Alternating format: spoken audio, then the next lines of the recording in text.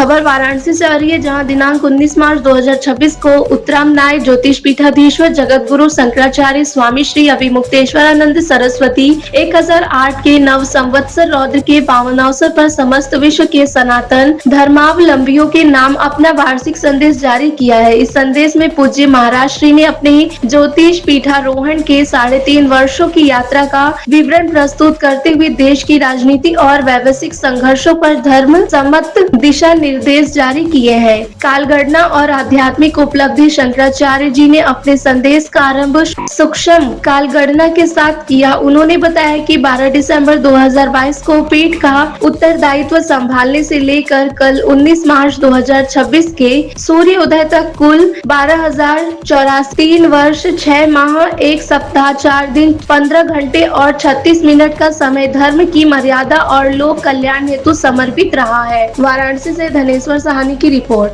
करने वाले परमादरणीय उत्तरामनाय ज्योतिष पीठाधीश्वर स्वामी जी के चरणों में मैं अपनी प्रणामांजलि समर्पित करता हूं। मित्रों, ऐसे महनीय अवसर कदाचित जब ऐसे महनीय पद के समीप बैठ करके हम अपने नौ संवत्सर का आनंद लें, पंचांग का पूजन करें। 2, 3, 4, 5, 6, 7, 8, 9, 10। दोनों हाथों को वापस लाएं। ठीक। नमः। हाथ उत्तानासन में आ जाए। ओम ह्रीं रवै नमः। पादहस्तासन। ओम ह्रौं सूर्याय नमः। अश्वसंचालनासन।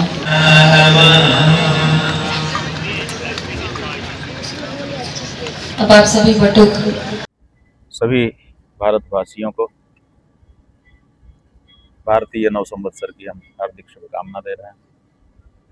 अभी काशी के शंकराचार्य घाट पर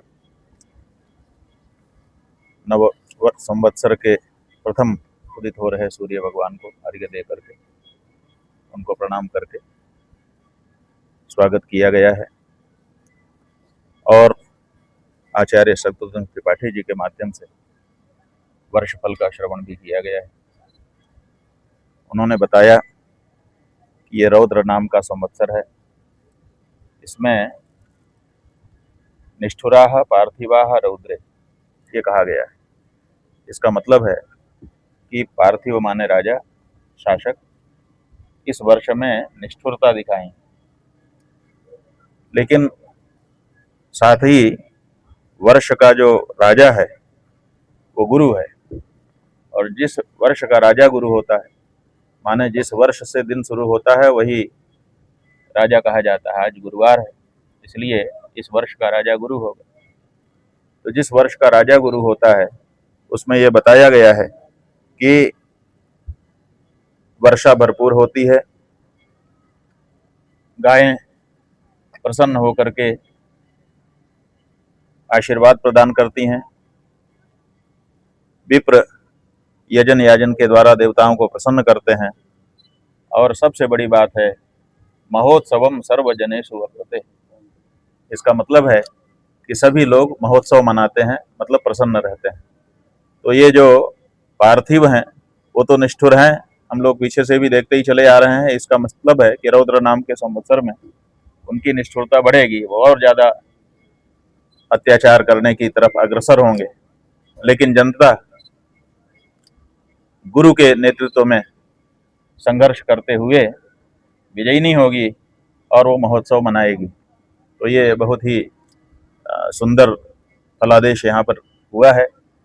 हम लोगों ने आज इस संवत्सर को गविष्ठी संवत्सर घोषित किया है, क्योंकि इसी संवत्सर में हमको गौ माता की रक्षा के लिए युद्ध लड़ना है और लड़ करके उसको इसी संवत्सर में जीतना है, और शास्त्र के उस फलादेश को चरितार्थ करना है जिसमें कहा गया है कि रौद्र नाम के संवत्सर में जब गुरु वर्ष का राजा होगा तो महोत्सवम सर्वजनेषु वर्तते, वो महोत्सव हमको वर्षांत में मनाना है। क्या लगता है कि इस बार आप इस नए संवत्सर में आपका जो संकल्प है गौ रक्षा का वो पूरा होगा? बिल्कुल, जो जो संकल्प हम लोगों ने गौ माता के लिए, गंगा जी के लिए यहाँ बैठ करके किए, लगभग सब सफल रहे हैं। तो स्वाभाविक है कि ये जो संकल्प हम लोग आज नव संवत्सर के पवित्र दिन यहाँ से ले रहे हैं, गविष्ठी का, गौ माता की रक्षा के लिए युद्ध का, वो भी सफल होगा। स्वामी जी आ गया माँ गंगा को किस तरह देखते हैं इसको? बात यह है कि कोई यहाँ पर मांस मदिरा का सेवन कर रहा है और कोई गंगा में क्रूज चला करके होटल, तैरते हुए होटल बनवा करके उसमें लोगों को रुका रहा है, उसमें भी अनाचार ही हो रहे हैं। क्या गंगा जी में होटल बना करके, कमरे बना करके नाव चलाना सही है? क्या उसमें लोगों को रह करके अपवित्रता करने देने की छूट देनी चाहिए? जब आपने कमाई का साधन बना दिया गंगा को, माई नहीं रही, अब आपकी कमाई हो गई, तो फिर कमाई में तो बहुत कुछ आता है। कमाई का दृष्टिकोण जैसे ही आप ला देते हैं वैसे ही ये सब कुछ शुरू हो जाता है। क्योंकि पहले यहाँ के जो नाविक थे वो नाव में कोई ऐसी व्यवस्था नहीं रखते थे, खुली नाव रहती थी, आप आइए बैठिए पार उतर जाइए, उसके बाद जो कुछ करना हो करिए।